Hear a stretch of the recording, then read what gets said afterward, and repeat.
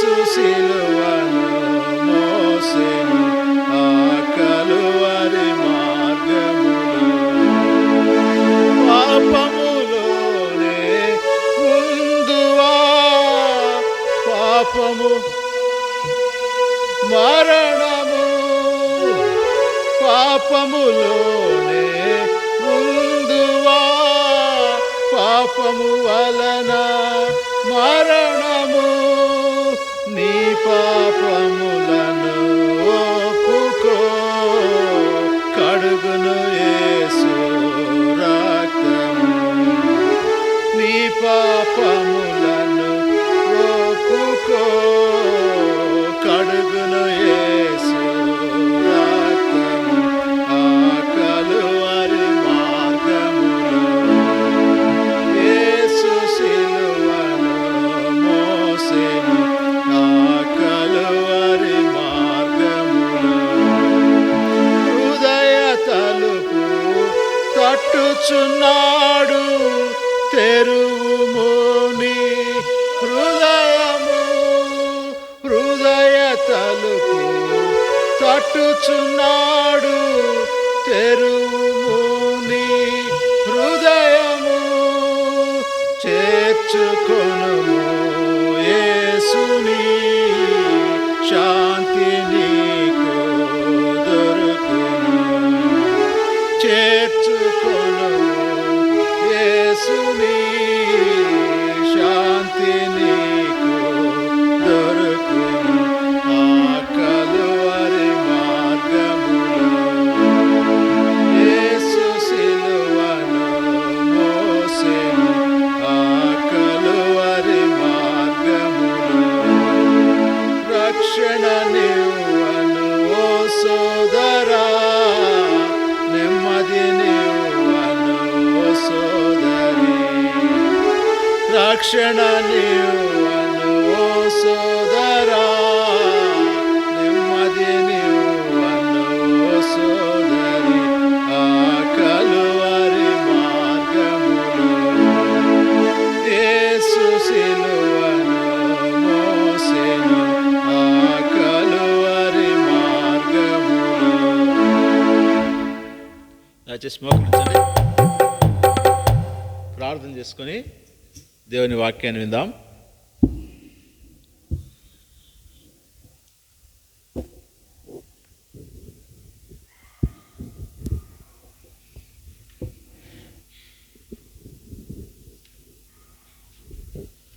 ప్రేమల దేవా, పరిశుద్ధమైన తండ్రి, యేసుక్రీస్తు ప్రభు యొక్క ఉన్నతమైన శక్తిగల నామంలో మీ పాదములకు వందనములు స్తుతులు స్తోత్రం చెల్లించుకొనిచున్నాం. ఇంతవరకు మీ సన్నిధి మాతో కూడా ఉంచారు ప్రభువా, మీకు వందనాలు. తిరిగి వాక్య ధ్యానం కొరకై మీ వైపు చూస్తున్నాం. మీ పరలోక సింహాసనం నుంచి మీ లేఖన భాగం మాకు అనుగ్రహించుము ప్రభువా. మీ లేఖన భాగంలో ప్రభువా సంగతులు మేము చూచినట్లుగా మమ్మల్ని సిద్ధపరచమని ప్రార్థిస్తున్నాం ప్రభువా. మేము మీ వాక్యమును తెలుసుకున్న వారమై వాటిని ప్రభువా అంగీకరించి వాటి ప్రకారం నడుచుకున్న వారంగా మనమును సిద్ధపరచమని ప్రార్థిస్తున్నాం. మీ కొరకు ఎదురు చూచు వారంగా మీరు మాకు సహాయం చేయమని ప్రార్థిస్తున్నాం. ఈ మందిరాన్ని ప్రేమించే వారంగా ప్రభువా మీరు మాకు సహాయపడతామని ప్రార్థిస్తున్నాం.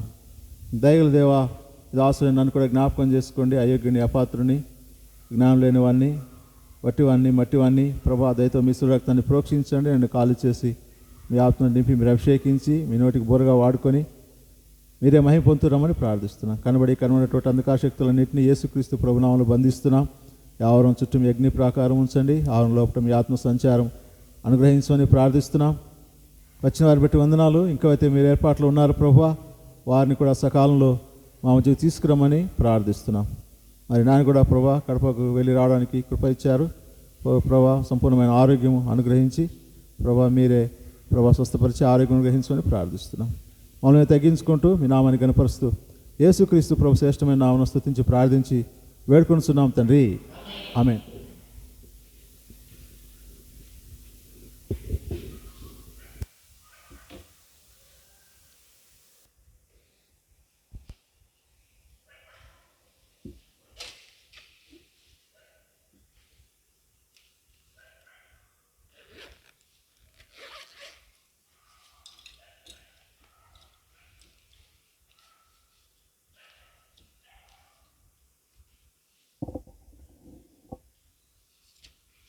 సంఖ్యాకాండము 33వ అధ్యాయం.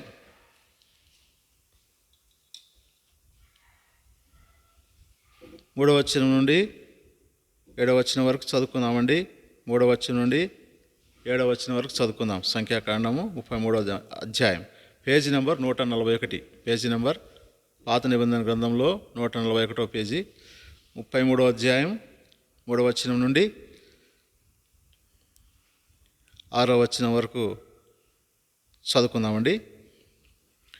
మోషే మొదటి నెల 15వ దినమున వారు రామశేషు నుండి ప్రయాణమై పస్కా పండుగకు మరునాడు వారి మధ్యను యెహోవా హతము చేసిన తొలిచూలునందరినీ ఐగుప్తులు పాతిపెట్టుచుండగా ఇశ్రాయేలు ఐగుప్తీయులందరి కన్నుల ఎదుట జయోత్సాహముతో బయలుదేరి వచ్చిరి. అప్పుడు ఐగుప్తీయులు దేవతలకు యెహోవా తీర్పు తీర్చెను. 5వ వచనం, ఇశ్రాయేలులో రామశేషులో నుండి బయలుదేరి సుక్కోతులో దిగిరి. సుక్కోతులో నుండి వారు బయలుదేరి అరణ్య కడనున్న ఏతాములో దిగిరి. దయగల దేవుడు లేఖన భాగాన్ని దీవించి ఆత్మీయ పాఠములు మనకు నేర్పునుగాక. ఇశ్రాయేలు ఐగుప్తుల నుంచి బయలుదేరారు. ఫరో అధికారం నుంచి, ఐగుప్తు దాసత్వం నుంచి వారు విడుదల పొందారు. విడుదల పొంది ప్రయాణిస్తున్నారు. ఆ రామశేషులో నుండి ఎక్కడికి వచ్చారు చెప్తారా? రామశేషులో నుండి బయలుదేరి, రామశేషు అనేది ఐగుప్తులో ఒక పట్టణం.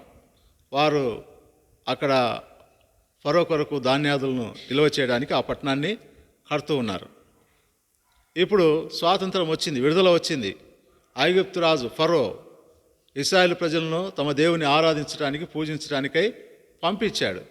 ఇంకప్పుడు వాళ్ళు అక్కడి నుంచి బయలుదేరారు. జయోత్సాహంతో బయలుదేరి ఎక్కడికి వెళ్ళారు? సుక్కోతు అనే ప్రాంతంలో వెళ్ళారు. ఎక్కడికి వెళ్ళారు? సుక్కోతు అనే ప్రాంతంలోకి వెళ్ళారు. అక్కడ తమ గుడారాలు, తమ యొక్క సుక్కోతు అంటే అర్థం ఏంటంటే గుడారాలు. సుక్కోతు అంటే ఏం చెప్పాను? గుడారము. సుక్కోతు అంటే గుడారము, పర్ణశాల. ఇంకొక మాట పాకలు, పర్ణశాలలు, గుడారాలు అన్నటువంటి అర్థాన్ని ఇస్తుంది. కనుక ఈ సుక్కోతులో ప్రజలు దిగారు. అక్కడ కొన్ని రోజులు ఉన్నారు. ఆ సుక్కోతు అంటే కొన్ని విషయాలు మనం చూస్తూ వచ్చాం. సుక్కోతు అంటే గుడారము అని మనం తెలుసుకుంటూ వచ్చాం. ఈ గుడారము మన శరీరానికి కూడా సూచనగా ఉంది అని బైబిల్లో కొన్ని లేఖన భాగాలు మనం చూసాం. పేతురు భక్తుడు అన్నాడు, ఈ గుడారంలో కొంతకాలం ఉన్నాను, దేవుడు నన్ను పిలిచే సమయము ఆసన్నమైంది. కనుక దేవుడు నన్ను పిలిచే వరకు ఈ గుడారంలో నేను ఉన్నంత కాలము మీకు దేవుని సంగతులను జ్ఞాపకం చేసి దేవుని కొరకే మిమ్మల్ని రేపుట ఎంతో అవసరమని నేను భావిస్తున్నాను అని పేతురు భక్తుడు అన్నాడు. కాబట్టి గుడారము అంటే ఈ యొక్క శరీరమే. ఈ శరీరంలో మనం ఉన్నంత వరకు, అనగా దేవుడు మనల్ని పిలిచే వరకు మనం ఈ గుడారంలో నివసించాలి. ఈ గుడారంలో నివసిస్తూ దేవుని కార్యములు జ్ఞాపకం చేసుకుంటూ ఇతరులను మనం ప్రోత్సహించే వారంగా, ఇతరులను దేవుని వైపు నడిపించే వారంగా మనం ఉండాలని ఈ మాటలు మనకు తెలియజేస్తున్నాయి. ఇక గుడారం అన్నదానికి, ఈ గుడారానికి ఫస్ట్ ఎక్కడ ఏర్పాటైందంటే, గుడారానికి మూల పురుషుడు ఎవరంటే ఆదికాండంలో ఒక మాట ఉంది. కయ్యను వంశంలో ఒక ఆయన ఉన్నాడు, లెమెకు అనేట ఆయన. ఆయనకు చూడండి, ఆదికాండం 4వ అధ్యాయం,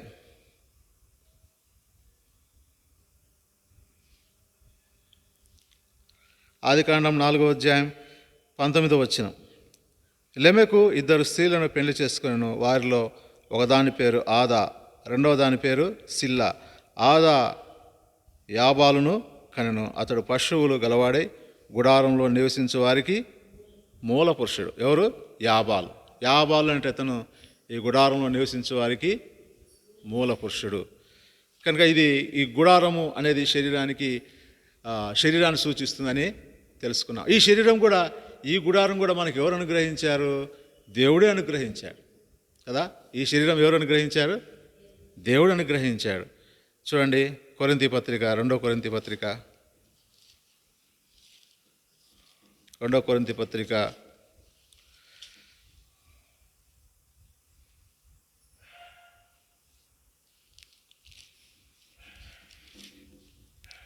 2 కొరింథీ పత్రిక క్షమించండి, 1 కొరింథీ పత్రిక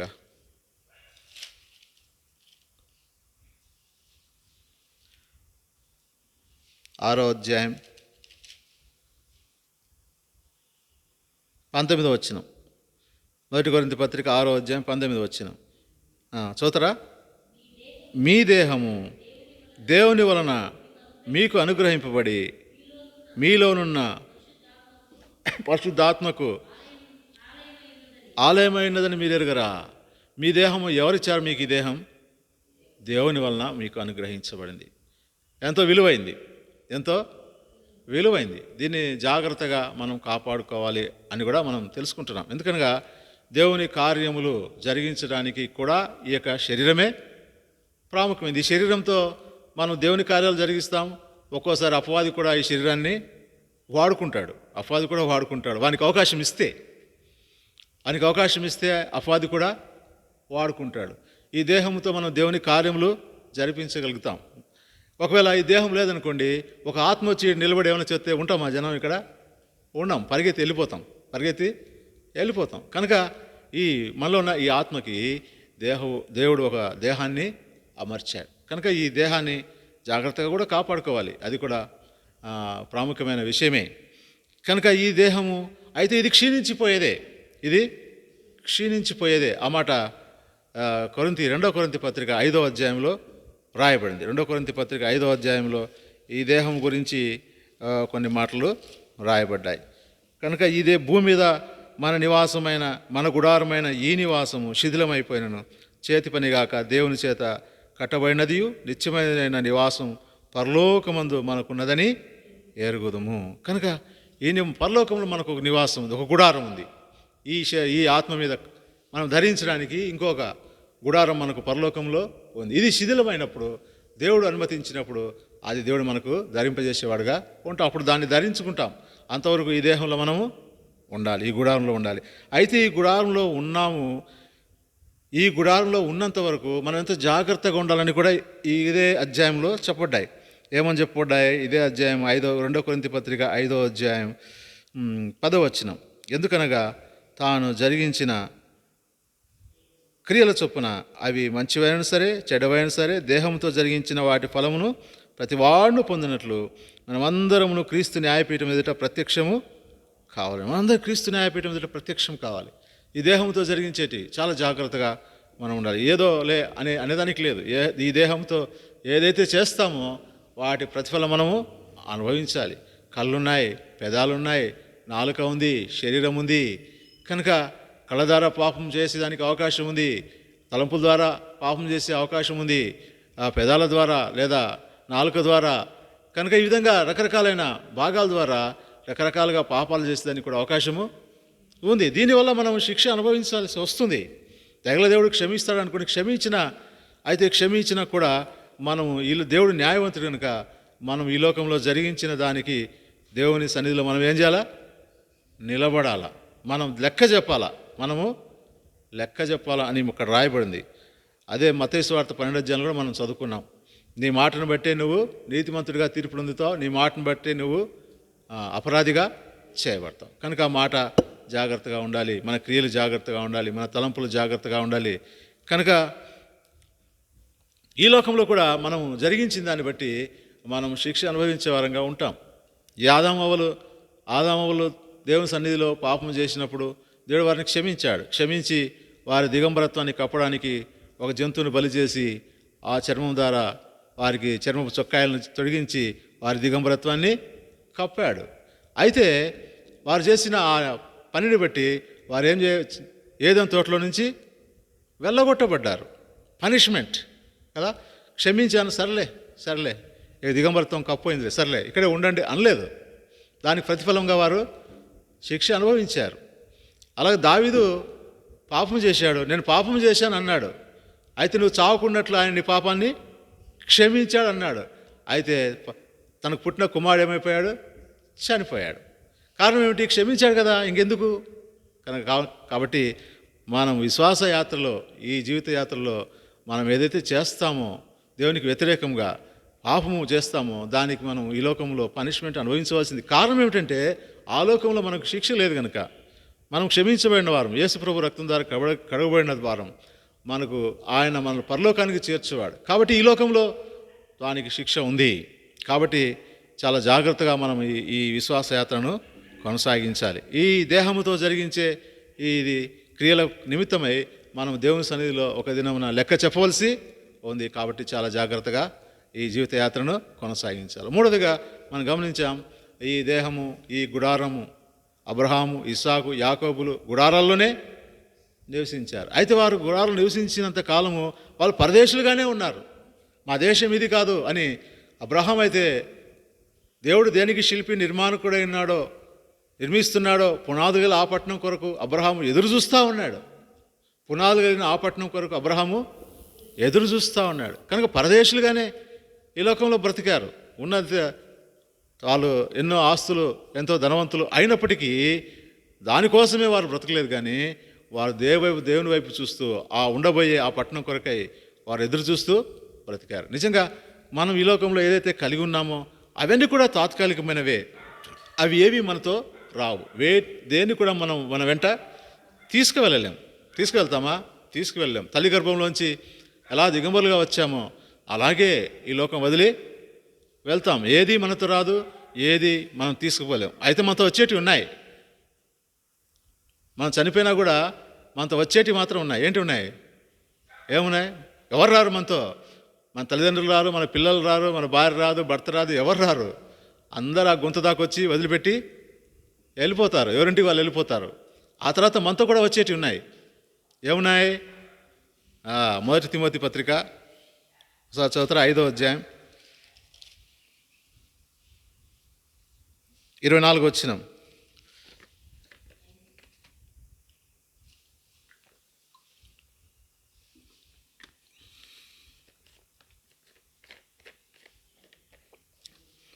మొదటి తిమోతి పత్రిక 5వ అధ్యాయం 24 వచనం. కొందరి పాపములు తేటగా బయలుపడి న్యాయపు తీర్పునకు ముందుగా నడుచున్నవి, మరికొందరి పాపములు వారి వెంట వెళుచున్నవి.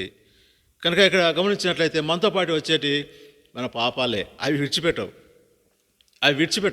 మనతో పాటు వచ్చి మనల్ని పట్టుకొని వచ్చి ముందుగా వెనుకగా నడుచుకుంటూ వచ్చి ఆ యొక్క న్యాయపు తీర్పు దగ్గరికి వచ్చి న్యాయపు తీర్పు దగ్గర నిలబెట్టి మన మీద సాక్ష్యం చెప్తాయి. తప్పించుకోలేం. అందుకే ఈ లోకంలో ఎవరు ధన్యుడు అంటే ఎవడైతే తన అతిక్రమంలో పరిహారం ఉంటాడో, ఎవడైతే తన పాపానికి ప్రాయశ్చిత్తం ఉంటాడో వాడే ధన్యుడు. ఎందుకనగా పాపములు ప్రాయశ్చిత్తం పొందినవాడు, పాపములు క్షమించబడినవాడు. యేసుక్రీస్తు ప్రభు రక్తం ద్వారా పాపములు కడగబడినప్పుడు ఈ పాపములు దేవుడు ఏం చేశాడు? తూర్పుకు పడమరకు ఎంత దూరం అంతా దూరపరిచెను అంటాడు. పాపములు వీపు వెనక తట్టు వేసిన అంటాడు. పాపములు సముద్రంలో ముంచెను, సముద్ర అగాధంలో ముంచెను, సముద్రం లేకుండా చేశాను. కనుక పాపములు లేనివాడుగా పరిశుద్ధులుగా మనం అక్కడ ఆ లోకంలో ప్రవేశిస్తాం. మన వెంట పాపాలు రావు. ఎందుకు? వాటన్నిటిని దేవుడు క్షమించి వేశాడు. వాటన్నిటిని ఆ సముద్రపు అగాధంలో ముంచి వేశాడు. అదే పాప క్షమాపణ లేని వారికి ఏమొస్తాయి? తాము చేసిన పాపాలన్నీ వెంట వస్తాయి. ఇంట్లో వాళ్ళు ఎవరు రారు, బంధువులు ఎవరు రారు, రక్త సంబంధులు ఎవరు రారు. కానీ అవి మాత్రము వచ్చి ఆ న్యాయపు తీర్పులో నిలబెట్టి సాక్ష్యం చెప్పి ఎక్కడికి లాక్కపోతాయంటే ఆ నిత్య నరకానికి లాక్కపోతాయి. కనుక చాలా జాగ్రత్తగా మనం ఈ దేహంలో జీవించినంత కాలము ఎంతో జాగ్రత్త కలిగిన వారంగా ఉండాలి. అయితే ఎవరు ధన్యులు అంటే ఎవరైతే తన పాపానికి పరిహారం ఉంటాడో, ఎవరైతే తన అతిక్రమలకు పరిహారం ఉంటాడో, తన పాపానికి ప్రాయశ్చిత్తం ఉంటాడో ఆ మనుషుడు ధన్యుడు. కనుక అతడు పరలోక రాజ్యంలో ప్రవేశించగలుగుతాడు. కనుక ఇది ఈ గుడారము అనే విషయాన్ని గురించి మనం తెలుసుకుంటూ వచ్చాం. గుడారం తాత్కాలికమైందే. గుడారంలో ఉన్నంతకాలం మనము దేవుని కార్యములు చేయవారంగా ఉండాలి. గుడారంలో ఉన్నంతకాలం మనం పరదేశులమని ఎరిగి మనము పైనున్న వాటి కొరకే ఎదురు చూస్తూ ఉండాలి. ఇంకొక మాట కూడా మనం ధ్యానించాం. పైనున్న మనం సంపాదించుకోబోయే ఆ ఆస్తి చాలా ప్రాముఖ్యమైనది. చిరకాలం మనం అనుభవించేది ఆ ఆస్తే. ఈ ఆస్తి మనం సంపాదించుకున్నది విడిచిపెట్టి పోయేవారమే. కాబట్టి పరలోకంలో మనం సంపాదించుకోబోయే ఆ ఆస్తి కొరకై మనం నిరంతరము ప్రయాసపడేవారంగా ఉండాలి. పైన వాటి మీదే మనం మనసు ఉంచే వారంగా ఉండాలి. భూ సంబంధమైన వాటి మీద మనం మనసు ఉంచే వారంగా ఉంటే ఏం లాభం లేదు. కొంతకాలం ఉంటాం, 70 సంవత్సరాలు, అధిక బలం ఉంటే 80 సంవత్సరాలు, అంతే. ఈ లోకం వదులుతాం. తర్వాత అక్కడనే మనం స్థిరంగా ఉండేటటువంటిది పరలోక పట్టణంలోనే, అక్కడ కూడా మనం ఆస్తి సంపాదించుకోవాలి. స్వాస్థ్యాన్ని సంపాదించుకోవాలి. అక్కడ ఏం సంపాదించుకోలేం. అక్కడ సంపాదించుకుంటే అక్కడ ప్రయాసపడడానికి ఏం లేదు. అక్కడ నువ్వు ఏం పొందాలని ఆశపడతావో దాని కొరకైన ప్రయాసంతో ఎక్కడ పడాలా? భూమి మీదనే సంపాదించుకోవాలి. చూడండి, ఈ భూమి మీద మనకు రెండు మార్గాలు. భూమి మీద మన కొరకై, మన పిల్లల కొరకై, మన పిల్లల పిల్లల కొరకై మనం దాచిపెట్టుకుంటాం, కూడబెట్టుకుంటాం. అదంతా ఉత్తదే. మనం అనుకుంటాం, కానీ ఏదో నేను సంపాదిస్తున్నా, నా తర్వాత నా పిల్లలు నేను లేకపోయినా నా పిల్లలు బతుకుతారు, ఉత్తది. అంత తాగి తందనాలాడి పోగొట్టే వాళ్ళే. కనుక దాన్ని మనం ఏం చేయలేం. అయితే నువ్వు నీతిగా బ్రతికితే నీ పిల్లలను దేవుడు కాపాడతాడు. మనం కాపాడలేం. మనం ఈ లోకం వదిలిన తర్వాత మన పిల్లలకి ఏం జరుగుతుందో మనకు తెలుసా? తెలియదు. మనం అనుకుంటాం. అయితే దేవుడు ఎప్పుడు కాపాడతాడు చూద్దాం. కీర్తనలు ఒక మాట దావీదు రాజు అంటాడు.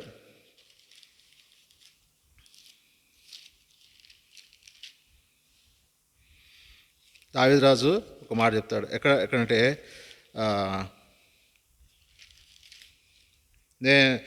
37వ అధ్యాయం కీర్తనలు 37వ కీర్తన 25వ వచనం.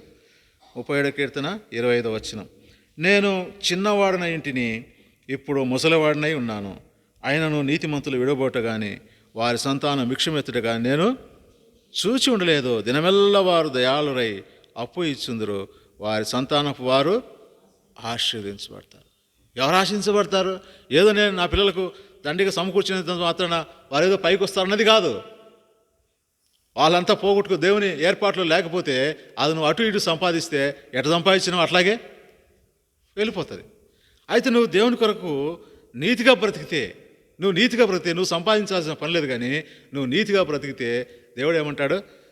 ఈ దావీదు రాజు ఏమంటాడు? నేను చిన్నవాడిని ఇంటిని ఇప్పుడు ముసలివాడిని. నేను చిన్నతనం నుంచి చూస్తూ ఉన్నా, ఇప్పుడు ముసలివాడిని అయ్యా. ఈ నా జీవితకాలం అంతా నేను చూస్తూ ఉన్నా, ఈ యొక్క లోకాన్ని చూస్తూ ఉన్నా. నేను గమనించింది ఏంటంటే నీతిమంతులు ఎప్పుడు విలువబడలేదు. వారి సంతానం ఎప్పుడు వారు భిక్షం ఎత్తుకొని మాకు ఏం లేదని తిరిగిన సందర్భాలు ఏమి? నేను చిన్నవాడినేంటిని ఇప్పుడు నేను ముసలివాడినైనాను. ఇంత నా జీవిత కాలం అంతట్లో నేను గమనించింది ఏంటంటే ఎవరు నీతిగా బ్రతుకుతారో దేవుని కొరకై దేవుడు వారిని కాపాడుతాడు. వారు దినమెల్లా దయాళురై అప్పు ఇచ్చుందరు. వారి సంతానపు వారు ఆశీర్వదించబడతారు. కనుక వారి కొరకై మనం నీతిగా బ్రతికితే దేవుడు ఆ ప్రతిఫలాన్ని మన పిల్లలకు కూడా ఇస్తాడు. ఇది దేవుని వాక్యం, దేవుని మాటలు ఆ విధంగా చెప్తున్నా. ఏదో మనమేదో ప్రయాసపడి మనం సంపాదిస్తే అది వాళ్ళు పోగొట్టుకోవచ్చు, చెప్పలేము. కనుక రెండవది ఏంటంటే మన కొరకై మనము ఆలోకంలో మనం ప్రయాసపడి, ఈ లోకంలో ప్రయాసపడి ఆ లోకంలో ధనము సంపాదించుకోవాలి.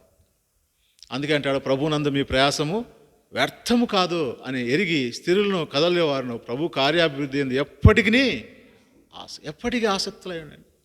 కనుక ఈ విషయాన్ని మనం జ్ఞాపకం పెట్టుకొని ఈ గుడారంలో ఉన్నంత కాలం ఇది తాత్కాలికమైందే. ఈ మన పరిస్థితి పరలోకమందున్నది. మనం ఇక్కడి వారము కాము. కనుక ఆ దేశంలో ఉండబోయే ఆ పట్టణంలో, మనము నివసించబోయే ఆ పరలోక పట్టణంలో మనము దాని కొరకై ప్రయాసపడే వారంగా, అక్కడ సమకూర్చుకునే వారంగా, దాని కొరకై ఈ లోకంలో ప్రయాసపడే వారంగా ఉండాలి. కారణం ఏంటంటే ఈ దేహము తాత్కాలికమైందే. ఎప్పుడు ఉంటుందో ఎప్పుడు పోతుందో తెలియదు. దేవుడు ఇంతకాలం ఆయుష్ ఇచ్చాడు, 50 సంవత్సరాలు ఇచ్చాడు, 60 సంవత్సరాలు ఇచ్చాడు. ఇంకెంతకాలం ఉందో తెలియదు. రేపే పోవచ్చు, మొన్నాడే పోవచ్చు, ఇంకా ఉందిలే సమయం. ఇక ఆ లోకంలో నిదానంగా సంపాదించుకుందాంలే, ఇప్పుడు యవనస్తులం కదా, లేదా ఇప్పుడు వయసు ఉంది కదా, ఇక కొంత పోయినాక ప్రయాసపడదాంలే ఆ లోకం కొరకే అనేదానికి లేదు. ఎప్పుడు పోతామో, ఇప్పుడు దాకా ఎంత సంపాదించుకున్నావో నీకు తెలియాలా, నాకు తెలియాలా. ఎన్ని ఆత్మలు ప్రభు సన్నిధి తెచ్చామో దానికి అక్కడ ప్రతిఫలము ఉంటుంది. ఎంతమంది కొరకై కన్నీటితో ప్రార్థన చేశామో దానికి ఆ లోకంలో ప్రతిఫలము ఉంటుంది. కనుక ఎన్ని ఆత్మలు తెచ్చాను మనం వెనకలు చూసుకుంటే, నేను రక్షించబడి ఎన్ని సంవత్సరాలైంది, నేను ఎన్ని ఆత్మలు ప్రభు దగ్గరికి తెచ్చాను, ఎంతమందిని ప్రభు దగ్గరికి నడిపించాను, ఎంతమంది మారు మనసు పొందేదానికి నేను ప్రయత్నం చేశాను అని అనుకుంటే అది మనం పరీక్షించుకుంటే మనం అక్కడ ఎంత సంపాదించుకున్నామో తెలుసుకోవచ్చు, మనం లెక్కేసుకోవచ్చు. కనుక ఆ విధంగా మనం పరీక్షించుకుందాం. లేకపోతే ఇప్పటి నుంచైనా ప్రయాసపడదాం నీతిగా, ప్రభు కొరకై నీతిగా బ్రతకడానికి, ప్రభు కొరకై నమ్మకంగా జీవించడానికి, ప్రభు కొరకై ఆత్మలు సంపాదించడానికి, ప్రభు కొరకై క్రైము చెల్లించడానికి మనం ప్రయాసపడినప్పుడు అక్కడ మనం ప్రతిఫలాన్ని పొందగలుగుతాం. సరే, అది ఈ గుడారం, ఈ శరీరాన్ని గురించినటువంటి విషయాలు. తర్వాత ఈ గుడారము అన్నది పర్ణశాల అన్నదంతా కూడా పోల్చబడింది. అనేదంతా కూడా పోల్చబడింది. చూద్దామండి, లేవికాండం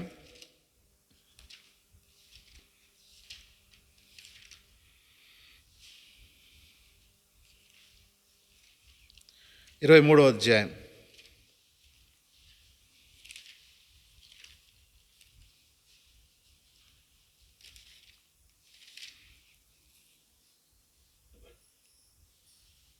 నలభై 42వ వచనం.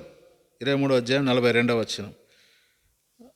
నేను ఐగుప్తు దేశం నుండి ఇశ్రాయేలును రప్పించినప్పుడు వారిని పర్ణశాలలో నివసింపజేస్తునని మీ జనులు ఎరుగునట్లు 7 దినములు మీరు పర్ణశాలలో నివసింపవలను. ఇశ్రాయేలులో పుట్టిన వారందరూ పర్ణశాలలో నివసించవలను. కనుక ఈ పర్ణశాల అనే అర్థాన్ని కూడా ఇస్తుంది. ఈ సుక్కోతులు వాళ్ళ పర్ణశాలలు లేదా గుడారాలు వేసుకున్నారు.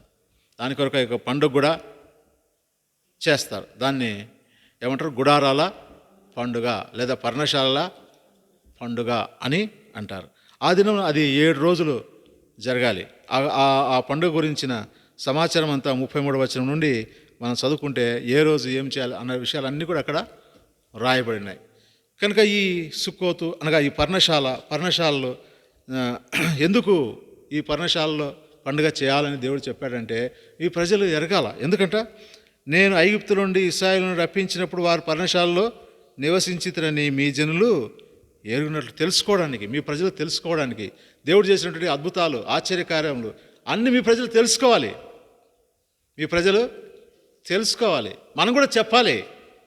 మన పిల్లలకు దేవుని వాక్యము, ఇందులో ఉన్నటువంటి గొప్ప విషయాలు, ఆయన మహాత్మ్యము, ఆయన ప్రభావము ఏమిటో మన పిల్లలకు చెప్పాలి. చెప్పకపోతే వాళ్ళకి ఎలా తెలుస్తుంది?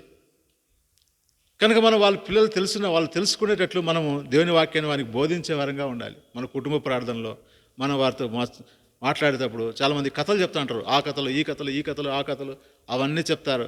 ఇక లోక సంబంధించిన సమాచారం అంతా పిల్లలకు చెప్తారు. ఇంకా లోకంలో ఎలాగ బ్రతకాలి జాగ్రత్తలు చెప్తారు. అది చెప్తారు, ఇది చెప్తారు, అన్నీ చెప్తారు. కానీ దేవుని వాక్యం గురించి వాళ్ళతో మాట్లాడరు. దేవుని వాక్యం గురించి వాళ్ళతో మాట్లాడరు. వారికి ఆ విషయాలు చెప్పరు. కనుక అది వాళ్ళకి మనం చెప్పేవారంగా ఉండాలి. వారు ఎరుగునట్లు, వారు తెలుసుకోవడానికి మనం దేవుని గురించినటువంటి సంగతులు, దేవుడు మన జీవితంలో చేసిన అద్భుతాలు కూడా చెప్పాలి. నేను ఇట్లా ఉంటే దేవుడు ఇట్లా నన్ను మార్చాడు, లేకపోతే ఈ విషయంలో దేవుడు నాకు సహాయం చేశాడు, ఇంత గొప్ప అపాయం ఉండే, దేవుడు నన్ను ఇంత గొప్ప అపాయం నుంచి ఇలాగా తప్పించాడు. అలాగా మన జీవిత అనుభవాలు మన పిల్లలకు తెలియజేయటం ద్వారా వారిలో దేవుని మీద విశ్వాసం అనేది పెరుగుతుంది. అంతేకాక దేవుని ఎడల భయభక్తులు వారిలో కలుగుతాయి. లేకపోతే మనం వాళ్ళతో మాట్లాడుకున్నప్పుడు, వారితో మనం ఏదేదో రాజకీయాలు అవి మాట్లాడుతున్నప్పుడు వారిలో అటువంటి విశ్వాసము కలగదు. లోక సంబంధమైన సంగతులే వాళ్ళ తలంపుల్లో నిండిపోతాయి. కాబట్టి వాళ్ళు లోకానికి దగ్గరైపోతారు. కనుక ఆ విషయం కూడా మనం జాగ్రత్తగా ఉండాలి. మన పిల్లల విషయం మేము ప్రార్థన చేసేవాళ్ళంగా మన పిల్లలకు దేవుని వాక్యాన్ని బోధించేవాళ్ళు, దేవుని అందులో భయభక్తులు వాళ్ళకు నేర్పేదానికి మనం ప్రయాసపడాలి. కనుక ఆ విధంగా ఎరుగునట్లు ఈ పండుగ మనం పండుగ ఆచరించాలన్నది కాదు నా తలంపు. కానీ దేవుని యొక్క అద్భుత కార్యములు, ఆశ్చర్య కార్యములు మనం ప్రజలకు, మన పిల్లలకు వివరించాలి, చెప్పాలి. మన జీవితంలో జరిగిన అద్భుతాలు, దేవుడు చేసిన ఆశ్చర్యకార్యములు కూడా మన పిల్లలకు చెప్పాలి. అట్లా చెప్పడం ద్వారా వారిలో దేవుని యందు విశ్వాసం పెరుగుతుంది. రెండవదిగా దేవుని యందు భయభక్తులు కూడా పెరుగుతాయి. ఇంకోటి, ఎందుకు ఈ యొక్క పర్ణశాలలో పండుగలో జరిగే విషయం ఏమిటంటే, ద్వితీయోపదేశకాండం 31వ అధ్యాయం 11వ వచనంలో ఒక మాట చూద్దామండి. ద్వితీయోపదేశకాండం 31వ అధ్యాయం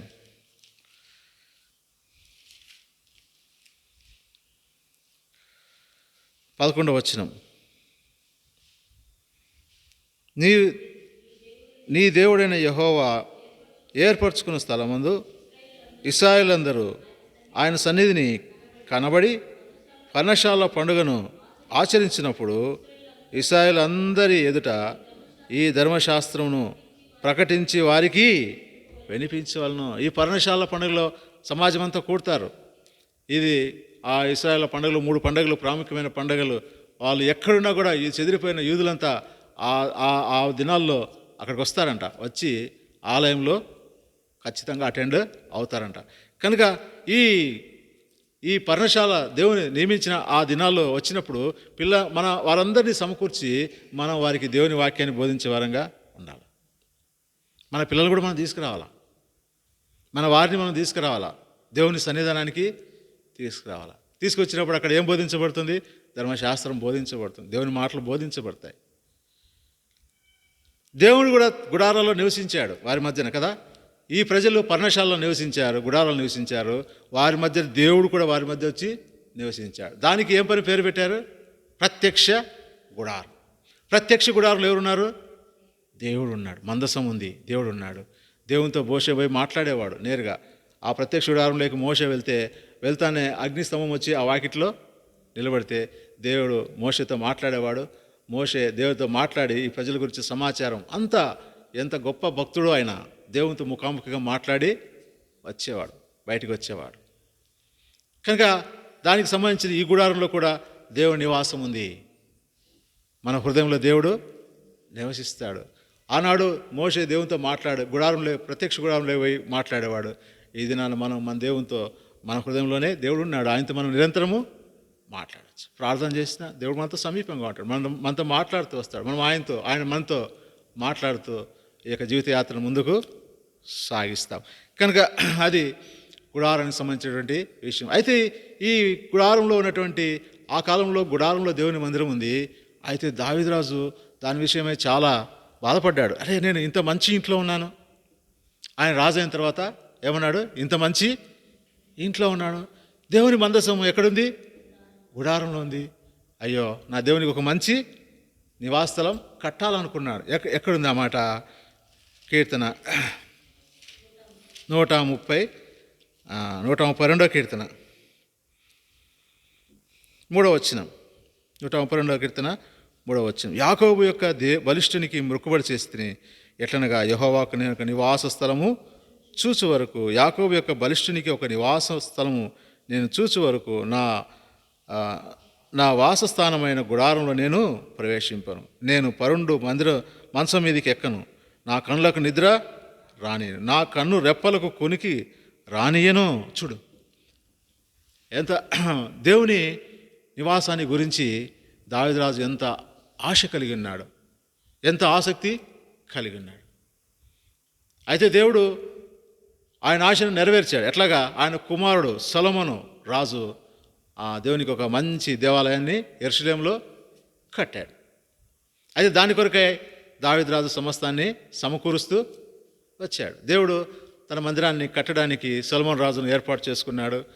సొలొమోను రాజు ద్వారా ఆయన మందిరము, దేవుని మందిరము కట్టబడింది.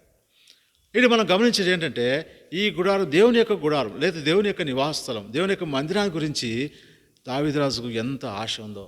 ఇంకా ఆయన ఒక మాట అంటాడు. 27వ కీర్తన చూద్దామండి. 27వ కీర్తన. ఇది దావీదు రాజు రాసినటువంటి కీర్తనే.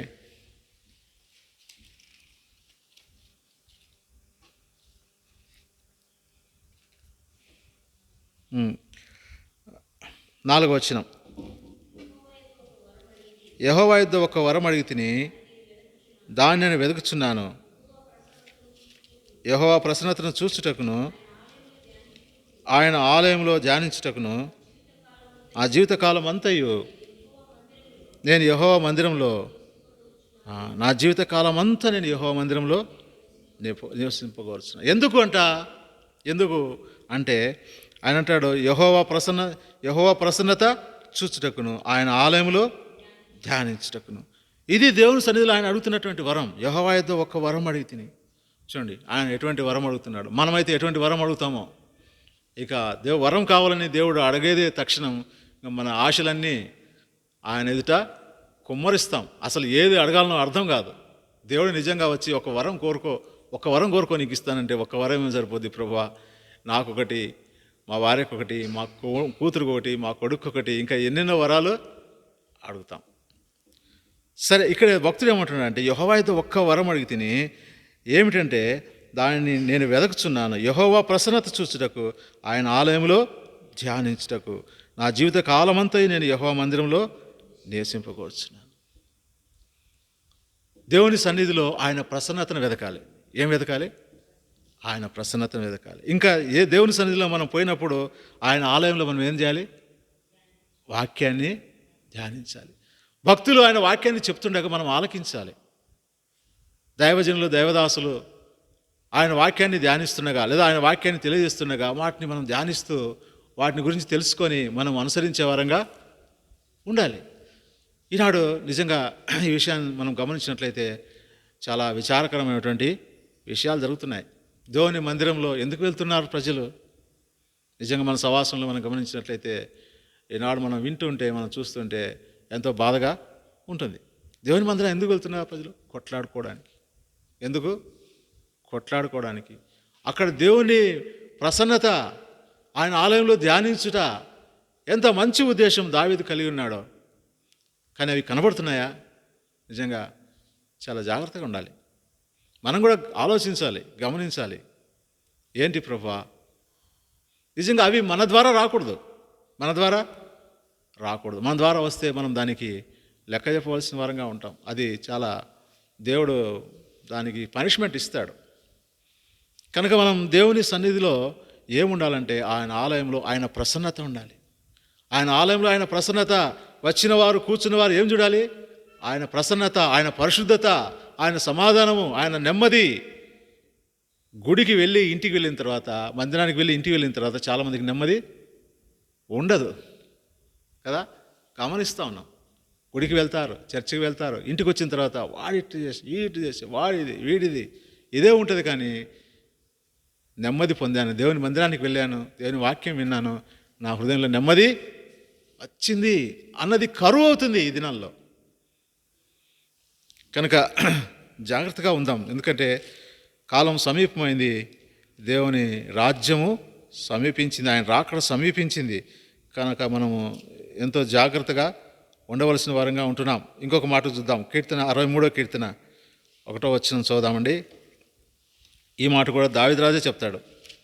63వ కీర్తన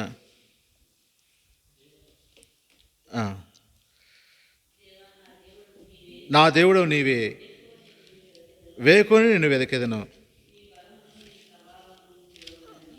చదవండి ఇక.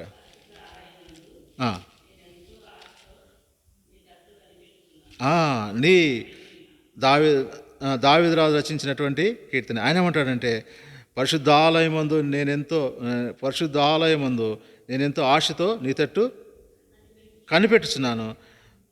నీ బలమును నీ ప్రభావమును చూడాలి. దేవుని యొక్క బలము, దేవుని యొక్క ప్రభావము ఆయన మందిరం నేను చూడాలి. చూడండి, దేవుని మందిరంలో ఏముండాలని ఆశ పెడుతున్నాడు?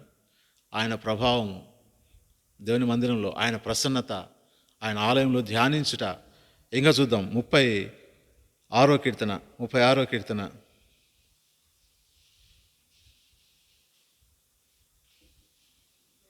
36వ కీర్తన 8వ వచనం.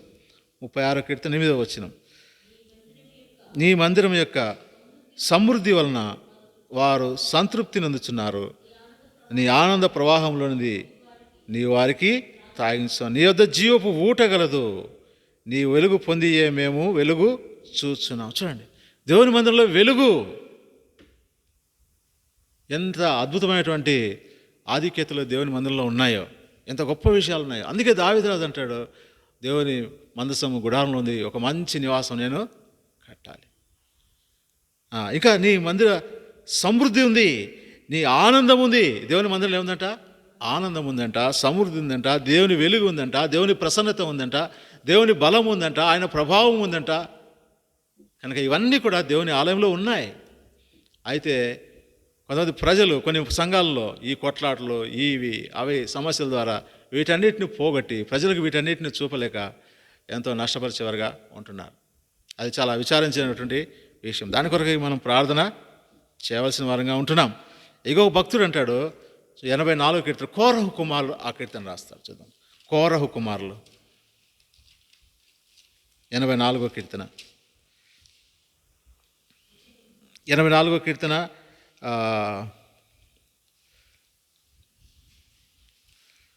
10వ వచనం. 84వ కీర్తన 10వ వచనం. నీ ఆవరణంలో ఒక దినము గడుపుట 1000 దినముల కంటే శ్రేష్టము. భక్తిహీనుల గుడారం నివసించుట కంటే నా దేవుని మందిర ద్వారం వద్ద నుండుట నాకు ఇష్టం. ఎవరు రాస్తారు ఈ కీర్తన అంటే కోరహు కుమారులు రాసినటువంటి కీర్తన. నిజంగా మనం దేవుని మందిరాన్ని ప్రేమించే వారంగా ఉండాలి. ఆయన ఆలయాన్ని మనం ప్రేమించాలి. భక్తుడు అంటాడు, లోకంలో 1000 దినములు గడుపుట కంటే దేవుని మందిరంలో ఒక దినం గడుపుట శ్రేష్టమైంది. ఆయన పాదముల చెంత కూర్చుని ఆయన బోధ వింటే ఎంత మంచిదో. మనం నిజంగా అదే ఉద్దేశంతో దేవుని సన్నిధానానికి వస్తే దేవుడు తప్పక నీతో మాట్లాడతాడు. ప్రభా, నేను దేవుని మా ఆలయానికి వెళ్తున్నాను, నీ ప్రసన్నత నేను చూడాలి, నా హృదయంలో నెమ్మది ప్రభువా, నీ వాక్యం ద్వారా నాతో మాట్లాడు, నా హృదయంలో సంతోషం ఈ ప్రభువా అని నువ్వు ప్రార్థన చేసుకొని దేవుని మాటలు వినడం ప్రారంభించినట్లయితే దేవుడు నీతో మాట్లాడుతూ వస్తాడు. దేవుడు నీతో మాట్లాడుతూ వస్తాడు. నీ సమస్యకు పరిష్కారాన్ని తెలియజేస్తాడు, నీకు ఆనందం ఇస్తాడు, నీకు సమృద్ధి ఇస్తాడు. ఆయన బలం ఏమిటో, ఆయన ప్రభావం ఏమిటో, ఆయన ప్రసన్నత ఏమిటో నువ్వు చూడగలుగుతావు. దాని కొరకే ఎప్పుడెప్పుడు నేను దేవుని మందిరానికి వెళ్ళాలి. భక్తుడు అంటాడు, దుప్పి నీటి వాగుల కొరకు ఆశపడినట్లు నా ప్రాణం నీ కొరకై ఆశపడతాను. లోకంలో 1000 దినములు గడుపుట కంటే నా దేవుని ఆలయంలో 1 దినం గడుపుట, ఆ దేవుని మందిర ద్వారంలో ఉంటే చాలు, నాకు ఆయన ఆనుకొని ఉంటే చాలు, ఆయన స్పర్శ నాకు తగులుతా అంటే చాలు. ఎంత సంతోషమో, ఎంత ఆనందమో. కనుక దేవుని అంతగా కోరుకున్నటువంటి వ్యక్తి దావీదురాజు, ఈ కోరహు కుమారులు. రెండు మనం గమనించినప్పుడు నిజంగా అటువంటి ఆశ మనం కలిగి ఉండవలసిన వారంగా ఉంటున్నాం. సరే, అది గుడారాన్ని గురించినటువంటి విషయం. ఆ గుడారము సుక్కోతు దాటిన తర్వాత మళ్ళీ ఎక్కడికి వెళ్ళారు? ఏతాం అనే ప్రాంతానికి వెళ్ళారు. సుక్కోతు దాటిన ఎక్కడికి వెళ్ళారు చెప్పండి? ఎక్కడికి? ఏతాం అనేది ఎక్కడ ఉందంటే అది ఒక అరణ్యం. అరణ్యంలో ఒక చివరి ప్రాంతం. అరణ్యంలో ఒక చివరి, ఎర్ర సముద్రానికి జస్ట్ ఆ పక్కనే ఉంటుంది అనమాట. ఇది ఇక్కడ నుంచి ఇదంతా ఎర్ర సముద్రం అనుకోండి, ఈ పక్కంతా ఎర్ర సముద్రం అనుకోండి. ఇక్కడ సుక్కోతో ఇట్లా వచ్చినాక ఇక్కడ ఏతాం ఉంది. ఏతాము పోయి మళ్ళీ వెనక్కొచ్చారు. మళ్ళా వెనక్కి వచ్చి ఎర్ర సముద్రం దగ్గరికి దేవుడు వారిని రప్పించాడు. అదంతా తర్వాత చూద్దాం. ఇప్పుడు ఏతాము అంటే ఇది అరణ్యంలో ఒక భాగం. అక్కడి నుంచి మళ్ళా ఎక్కడికి వచ్చారు? మళ్ళా ప్లీహహీరోతు అంటే బయల్సెఫోన్ ఎదుట దేవుడు వారిని దిగబెట్టాడు. అప్పుడు ఐగుప్తు రాజు అనుకున్నాడు, అరణ్యం వారిని మూసేసింది, వారిని ఎక్కడికి పోలేరు అని అనుకొని వారిని తిరిగి తెచ్చుకోవడానికి దేవుడు ఫరో హృదయాన్ని కఠినపరచగా మళ్ళీ తన సైన్యంతో తన ప్రజలతో వచ్చి ఆ ఎర్ర సముద్రంలో ఏం చేశాడు? మునిగిపోయాడు. సరే, ఇక్కడ ఏతాము అంటే ఇది ఒక అరణ్య ప్రదేశం. దానికి రెండు మాటలు ఉన్నాయి, చూద్దామండి. ఇక్కడ మనం ఏం చదువుకున్నాం? నిర్గమాకాండం, ఇక్కడ మనం చదువుకున్నాం కదా, సంఖ్యాకాండం 33వ అధ్యాయంలో కదా మనం చదివింది.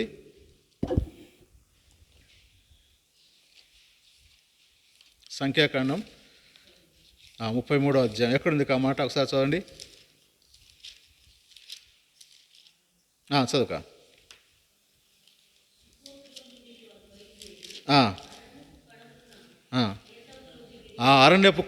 అరణ్యంలో ఆ చివర భాగమైనటువంటి ఆ ఏతాములో వాళ్ళు దిగారు. ఇంకా నిర్గమాకాండం చూద్దాం, 15వ అధ్యాయం.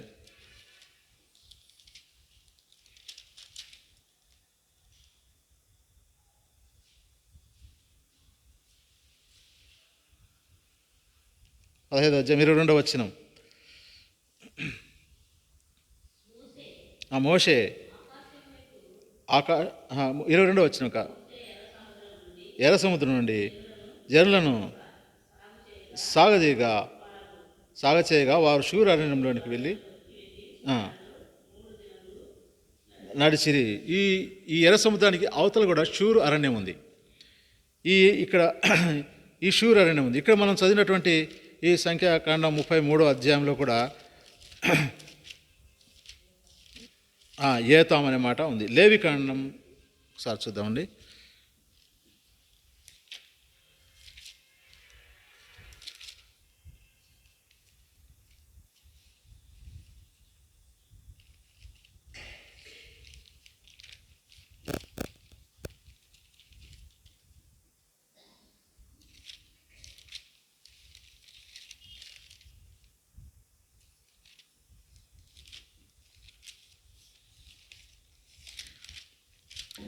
ఈ ఎర్ర సముద్రానికి అవతల షూర్ అరణ్యం ఉంది, ఈ పక్క ఏతాము, అక్కడ అంతా కలిసినటువంటి ప్రాంతమే. సో ఇక్కడ దేనైనా తలంపు ఏంటంటే ఇది ఏతాము అనేది అరణ్యంలో ప్రజలు నివసించారు. ఏతాము అనే కాదు, ఇక ఆ మార్గం అంతా కూడా అరణ్యంలోనే ప్రజలు నడుచుకుంటూ వెళ్ళారు. ఎన్ని సంవత్సరాలు నడిచారు? 40 సంవత్సరాలు నడిచారు. ఎన్ని సంవత్సరాలు నడిచారు? 40 సంవత్సరాలు. దేవుడు ఆ అరణ్య మార్గంలోనే తన ప్రజలను నడిపించుకుంటూ వెళ్ళాడు. ఎందుకు అరణ్య మార్గంలోనే వెళ్ళాల్సి వచ్చింది అంటే దానికి కొన్ని కారణాలు బైబిల్ గ్రంథంలో మనం చూడగలుగుతాం. నిర్గమాకాండంలో ఒక మాట చూద్దామండి. ఎందుకు 40 సంవత్సరాలు దేవుడు అరణ్య మార్గంలో వారిని నడిపిస్తూ వచ్చాడు అంటే, నిర్గమాకాండం 13వ అధ్యాయం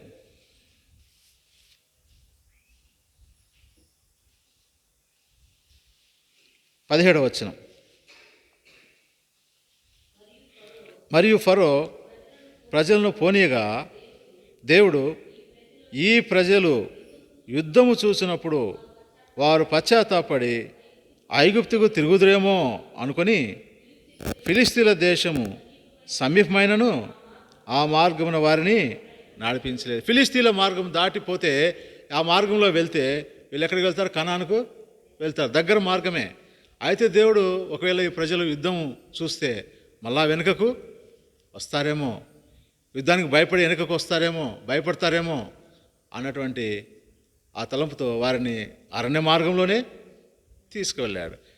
కనుక ప్రజలు అరణ్య మార్గంలో వెళ్ళడానికి కారణం ఏమిటంటే, ఒకవేళ తిరిగి వారు వెనుక వైపు చూస్తారేమో అన్నటువంటి తలంపు. ఇంకొక మాట చూద్దాం. ద్వితీయోపదేశకాండం 8వ అధ్యాయం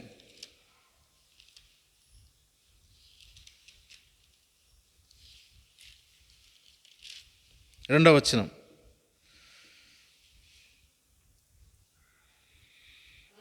మరియు నీవు ఆయన ఆజ్ఞలను గైకొందువో లేదో నిన్ను శోధించి నీ హృదయంలో ఉన్నది తెలుసుకొనుటకు నిన్ను అనుసు నిమిత్తము అరణ్యంలో ఈ 40 సంవత్సరములు నీ దేవుడైన యెహోవా నిన్ను నడిపించిన మార్గమంతటిని జ్ఞాపకం చేసుకుని. ఎందుకు 40 సంవత్సరాలు ఈ అరణ్య మార్గం నడిపిస్తూ వచ్చాడంటే, ఇక్కడ రాయబడింది, నీవు ఆయన ఆజ్ఞలను గాయకొందువో లేదో నిన్ను శోధించి నీ హృదయంలో ఉన్నది తెలుసుకోవడానికి, నిన్ను సరిచేయడానికి. ఇక నిజంగా మన జీవితంలో కూడా కొన్నిసార్లు ఈ అరణ్య మార్గంలో వెళ్ళాల్సి వస్తుంది. ఎందుకు ప్రభువా ఈ అరణ్య జీవితం ఎందుకు అంటే ఏమంట? నిన్ను శోధించి నీ హృదయంలో ఉన్నది తెలుసుకోవడానికి. టెస్టింగ్. నిన్ను శోధించి, ఈ శోధన మనకు రావాలంటే ఎక్కడ? అరణ్య మార్గం. యేసు ప్రభు కూడా తాను శోధించబడడానికి ఎక్కడికి వెళ్ళాడు? శోధింపబడకు అరణ్యమునకు కొనిపోబడెను అనే మాట అక్కడ రాయబడింది. సువార్తల్లో ఆ మాట రాయబడింది. కాబట్టి ఇక్కడ ఎందుకు అంటే, ఈ అరణ్యము అనేది ఎందుకు చూపిస్తుందంటే శోధన గుండా వెళ్ళడం. కనుక అప్పుడు కూడా మనం శోధన ఎలాగ జయించాలి, శోధన ఎలాగ సహించాలి, ఆ విషయాన్ని కొంతమంది తెలుసుకున్న తర్వాత క్లాసులలో కూడా మనం దాని గురించి తెలుసుకుంటాం. ఎందుకు ఈ అరణ్యం గుండా 40 సంవత్సరాలు అంటే, శోధనలో విజయము పొందడానికి, లేదా శోధన అనేది ఏంటో తెలుసుకోవడానికి. దేవుడు మనల్ని శోధించి మన హృదయంలో ఏముందో తెలుసుకోవడానికి ఈ అరణ్యంలో నడిపిస్తూ వచ్చాడు. మన ప్రవర్తన ఎలా ఉంటుంది? కష్టం వచ్చినప్పుడు ఎలా ఉంటుంది? లేదా ఆనందం వచ్చినప్పుడు ఎలా ఉంటుంది? ఏదైనా కొరత వచ్చినప్పుడు ఎలా ఉంటుంది? నీళ్ళు లేదు, ఏమైపోయారు? శనిగారు. సమృద్ధి ఆహారం ఉంది, కానీ వాళ్ళకు పూర్వం వాళ్ళు తిన్నటువంటి ఆ కీరకాయలు, ఆ దోసకాయలు అవి జ్ఞాపకము వచ్చాయి. ఇక రకరకాలగా ప్రజలు వాళ్ళ మనసులో ఏముందో తెలుసుకోవడానికి దేవుడు ఆ మార్గం గుండా తీసుకువెళ్ళాడు. ఇంకొక మాట కూడా చూద్దాం. సంఖ్యాకాండం 32వ అధ్యాయం. ఎందుకు 40 సంవత్సరాలు పట్టింది అంటే, ఇక్కడ కూడా ఒక మాట ఉంది.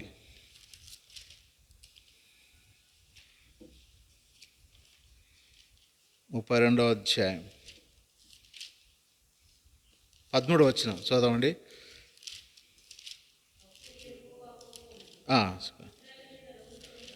చదవండి ఇక్కడ.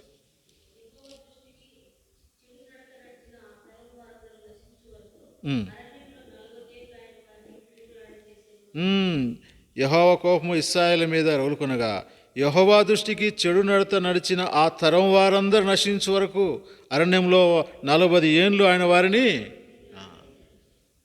చెడు నడత నడిచిన వారందరూ అవిధేయులు. ఆ అవిధేయత పోయే వరకు,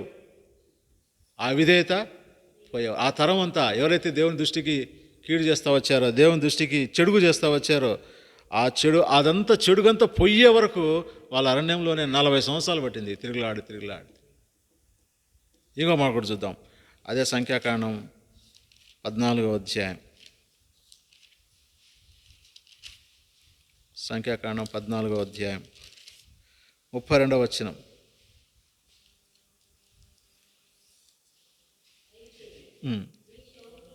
చదవండి. క్షయమగు వరకు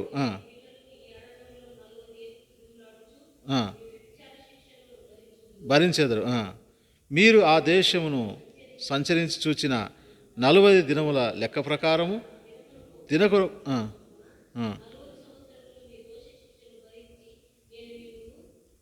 రోసివేసినట్లు తెలుసుకొందరు. ఇక్కడ ఇదంతా మనకు తెలుసు.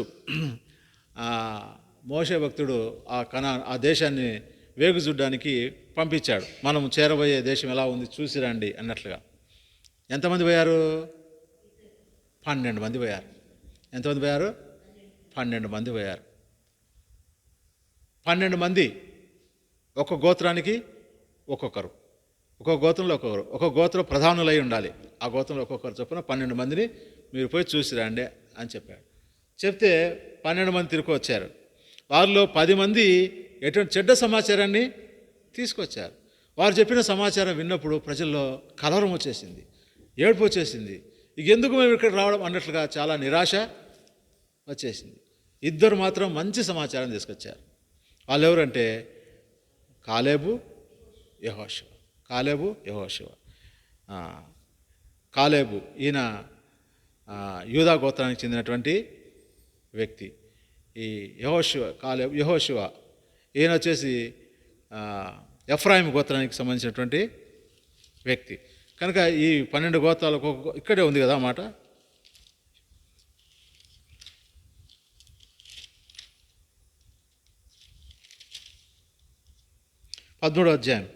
సంఖ్యాకాండం 13వ అధ్యాయము 6వ వచనం.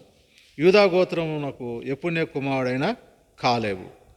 ఆ తర్వాత 8వ వచనం. ఎఫ్రాయిం గోత్రమునకు నూను కుమారుడైన హోషేయ అని పేరు, అసలు పేరు.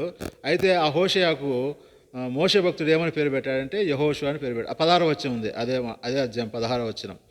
దేశమును సంచరించి చూసుటకు మోషే పంపిన మనుషుల పేర్లు ఇవి. మోషే నూను కుమారుడైన హోషేయకు యెహోషువ అని పేరు పెట్టాను. ఈ యెహోషువ అసలు పేరు హోషేయ.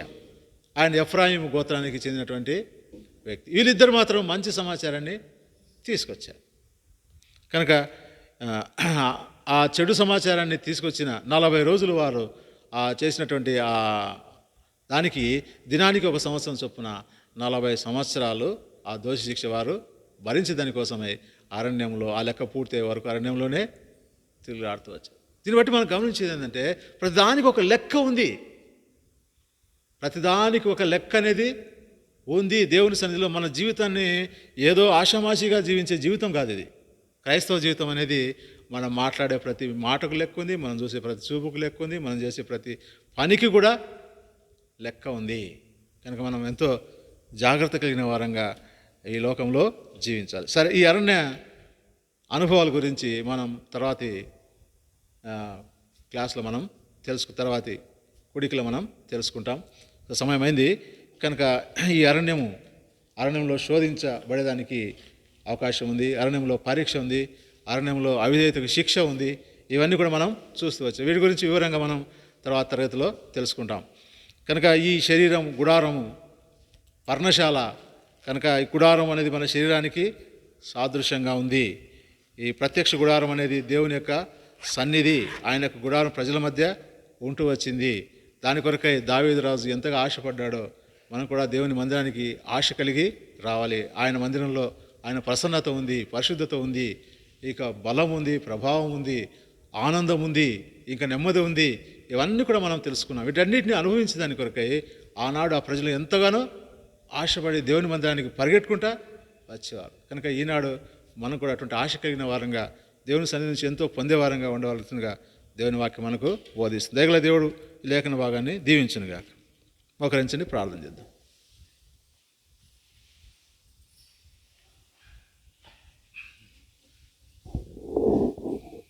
ప్రేమల దేవా, పరిశుద్ధమైన తండ్రి, మరొకసారి మీ పాదం కొందరం చెల్లించుకుంటున్నాం. ఇంతవరకు మీ సన్నిధి మాతో కూడా ఉంచారు ప్రభా.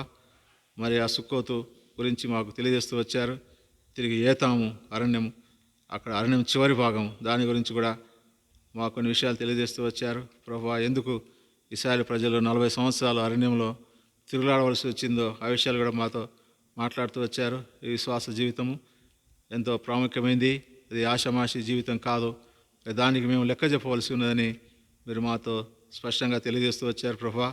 ఎంతో భయభక్తులు లేని వారమై ఎంతో జాగ్రత్త కలిగి ఈ జీవిత యాత్రను కొనసాగించుకోవడానికి కృప చూపించండి ప్రభా. మేము అనాలోచితంగా ఏ మాట మాట్లాడకుండా ప్రభా, అనాలోచితంగా ఏ పని చేయకుండా ప్రతి విషయము ఎంతో జాగ్రత్త కలిగిన వారంగా, భయభక్తులు కలిగిన వారంగా మా ప్రతిక్రియలోనూ నిన్ను ప్రభా మహింపరిచే వారంగా, సంతోషపెట్టే వారంగా, లోకానికి మిమ్మల్ని చూపించే వారంగా మా జీవితాన్ని ఉంచమని మీ సన్నిధిలో ప్రార్థిస్తున్నాం. అలాగ నన్ను మమ్మల్ని మీరు సిద్ధపరుస్తున్నామని ప్రార్థిస్తున్నాం. తిరిగి గుడారం తాత్కాలికమైంది కనుక ఉండబోయే ఆ పరలోక పట్టణం కొరకై మేము ఎదురు చూసేవారంగా, దాని కొరకై ప్రయాసపడేవారంగా ఈ లోకంలో జీవించడానికి మీరు కృప చూపుతామని ప్రార్థిస్తున్నాం. దయగల దేవా, అంతేకాదు మీ సన్నిధిని ప్రేమించే వారంగా నన్ను మనం సిద్ధపరుస్తున్నామని ప్రార్థిస్తున్నాం. ఈ విధంగా మీ లేఖన భావం మాతో మాట్లాడుతూ వచ్చారు. మీ ప్రేమ గల మాటలన్నిటి బట్టి మీకు వందనం చెల్లించుకుంటున్నాం. తిరిగి ప్రజలు వచ్చారు ప్రభా, వచ్చిన వారందరినీ దీవించండి, ఆశీర్వదించండి. ఈ మాటలు వారిలో ప్రభా కార్యం జరిగించినట్లుగా చేయండి. ఈ మాటలు తమ హృదయాల్లో నిలుపుకొనడానికి కృప చూపించండి. అపవాది వాటిని ఎత్తుకొని పోకుండా మీరే సహాయం చేయమని ప్రార్థిస్తున్నాం. ఎవరైతే ఈ ఆన్లైన్లో కూడా వింటున్నారో వారిని కూడా మీరు దర్శించి ప్రభా వారికి కూడా మేలు చేయండి. ఈ వాక్యం వారికి కూడా ఉపయోగకరంగా, ఆశీర్వాదకరంగా ఉన్నట్లుగా మీరే సహాయం చేయమని ప్రార్థిస్తున్నాం. దయగల దేవా, ఇంతవరకు మీ సన్నిధి మాకు తోడుగా ఉంచినందుకై వందనం చెల్లించుకుంటున్నాం. తిరిగి ప్రభా శుక్రవారం మరి సంఘ ప్రార్థన కొరకై సిద్ధపరచండి. శనివారం సహోదరుల కూడిక, ఆదివారం ఆరాధన కొరకై ప్రభా మీరే సహాయం చేయమని ప్రార్థిస్తున్నాం. శుక్రవారం ప్రభా ఆల్నెట్ ప్రేయర్ కొరకై కూడా సిద్ధపరుస్తున్నామని ప్రార్థిస్తున్నాం. మనం మీ దగ్గర హస్తాలకు అప్పగించుకుంటూ యేసుక్రీస్తు ప్రభు యొక్క శ్రేష్టమైన నామంలో స్తుతించి ప్రార్థించి వేడుకొంటున్నాం తండ్రి, ఆమేన్. మన ప్రభు అయిన యేసుక్రీస్తు యొక్క కృప, తనైన దేవుని ప్రేమ, ఆదరణకర్త అయిన పరిశుద్ధాత్మ దేవుని యొక్క అన్యోన్య సహవాసం ఇప్పుడు ఎల్లప్పుడు సదాకాలం మనందరికీ తోడై ఉండను గాక. ఆమేన్. రైట్.